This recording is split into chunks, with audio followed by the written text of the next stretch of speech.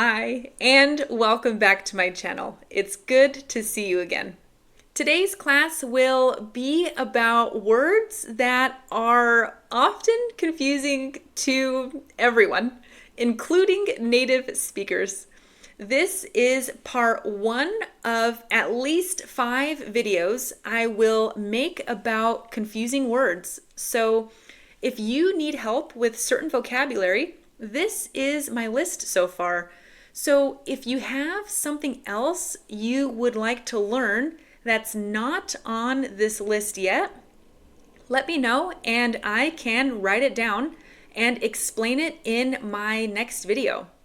For today though, we'll focus on since and for, big, great, high, large, and tall, and the differences between those, and borrow and lend.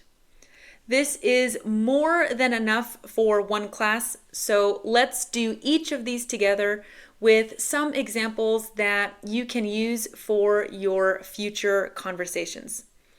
Let's begin with since and for. Okay, imagine you're telling a story about your pet fish named Wanda. You have had Wanda since your 10th birthday. Since tells us when something started. So again, you have had Wanda since your 10th birthday. Now, for tells us how long the time took or is still taking if it's happening now. If you are 18 years old today, then you have had Wanda for 8 years. You can remember it like this. If it is an event like Christmas, 5 o'clock, or the year 2000, then say since. If you can count it on your fingers like 15 minutes, 3 hours, or 100 years, then say for. Keep in mind the year 2000, the event, is different than 2,000 years. You can count to 2000 on your fingers, yes, but the year 2000 isn't counting anything. It's an event simply telling you that something started in that year. Don't say you've lived in Europe for the year 2000. That doesn't really work. You have lived in Europe since the year 2000. If you have lived in Europe for 2,000 years, be careful because that means with your own eyes, you have seen the Roman Empire collapse, the Renaissance period, and discovered North America with Christopher Columbus. So people might ask questions if you have lived somewhere for 2,000 years. Let's see one last example that you will use in normal life comparing both of these words. You have been living in your house since you were a child. This is a much more normal sentence. This is an event because you can't count your childhood.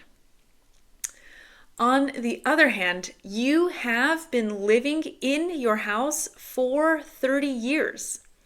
You can count 30 years on your fingers.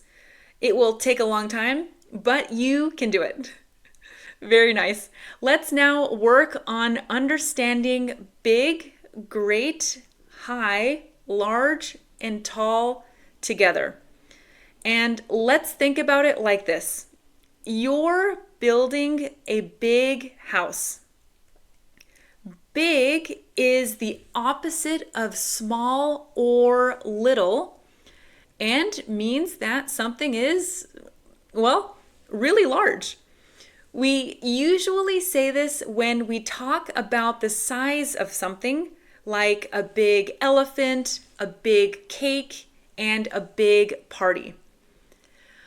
Great also means really large, like the Great Fire of London in 1666 and the Great Wall of China. These were much larger than a normal fire and a normal wall.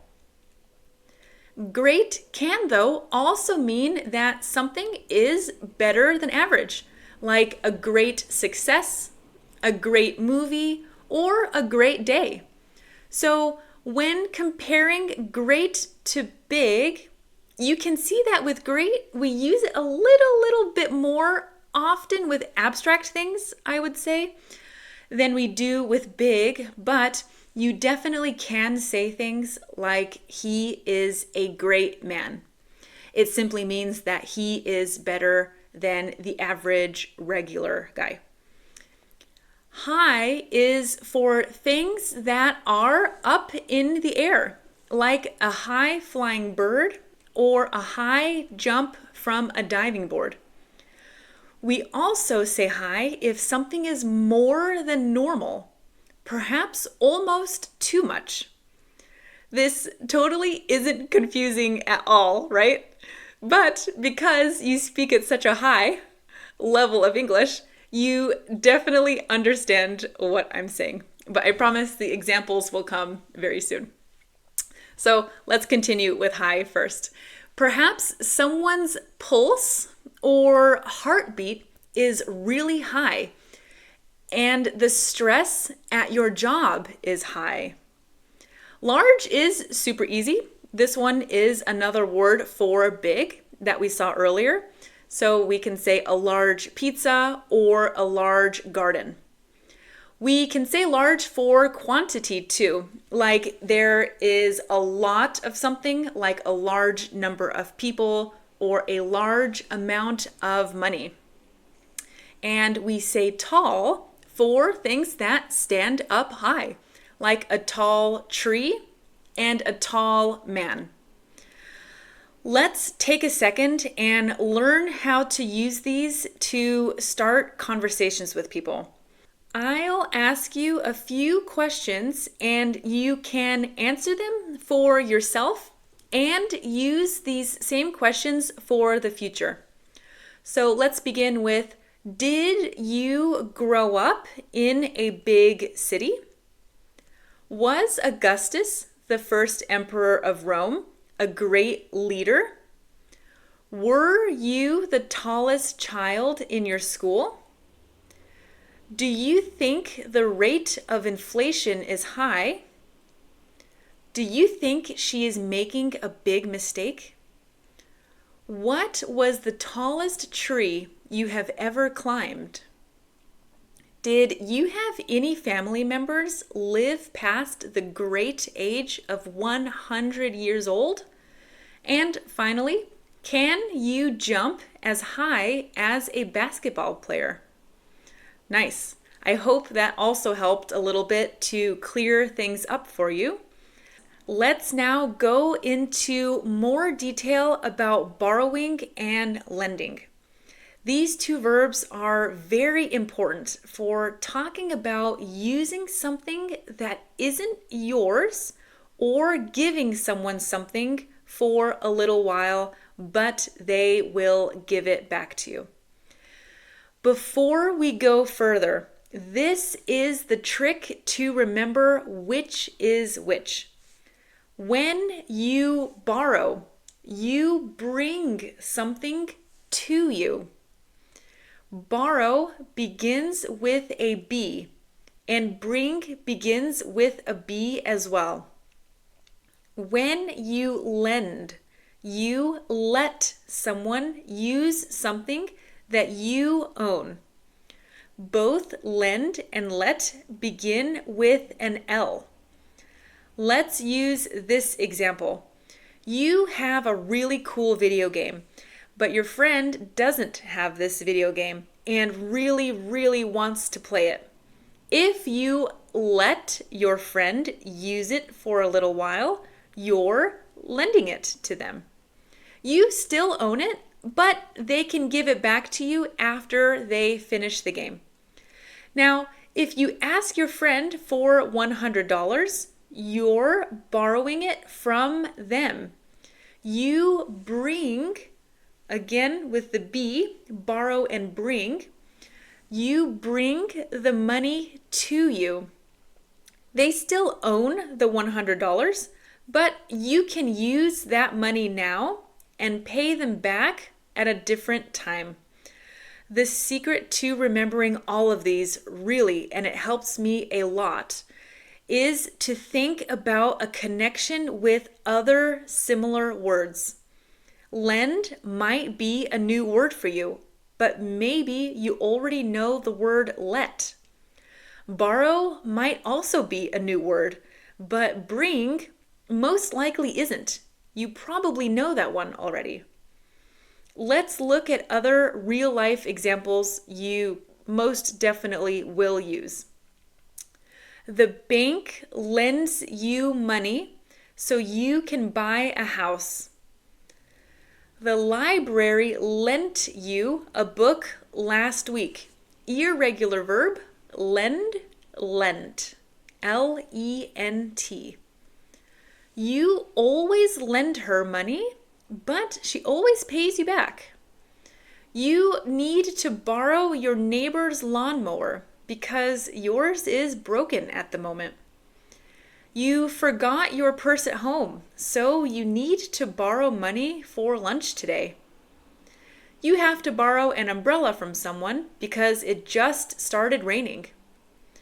All you have to do really is ask yourself if you're letting someone have something or you're bringing something to yourself from someone. Soon you will realize when you have that connection, learning things is so much easier. Soon you won't have to stop and think in the middle of your sentence anymore because you made these connections. Try and think of 3 sentences each morning while brushing your teeth using really any word you are trying to learn, and it actually helps. Even if the sentence is wrong and you switch a word on accident, you might catch yourself and say, wait a second, that doesn't really sound right. This other way sounds a lot better. Never be afraid of making mistakes. The more mistakes you make, the faster you will learn English, simply because you are practicing and training.